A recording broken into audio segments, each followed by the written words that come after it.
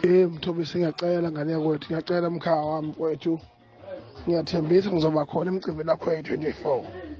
Ngiyacela ngane yakwethu Mthobisi, ungakwazi mfowethu ukuthi ungilekelele ukuthi njengey'ntatheli ezinohlonze niseshe isise yokuthi ubani lo ngishuthe ngibhosha bafowethu. Ngiyacela Mthobisi, ngiyacela ngane yakwethu, ngoba vele ukuba ngambona ngabe ngaboshwa manje umuntu angazi uzokhululeka uma kwenzenza. Mthobisi, ngiyacela ngane yakwethu, ngiyacela mkhawa wami mfowethu, ngiyathembisa ngizoba khona emcimbini wakho yi-24.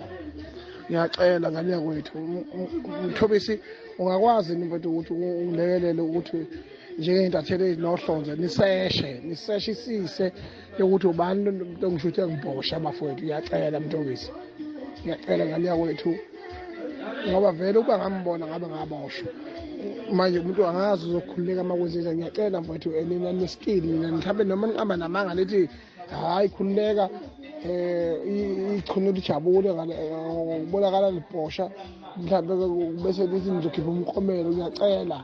Ngiyacela Mthobisi, ngifunani lo muntu bafowethu, lo muntu mfowethu mina bengiqala nqa ukukhala, mina not weak, but I was in tears when I have no privacy for people who are like this. Ish.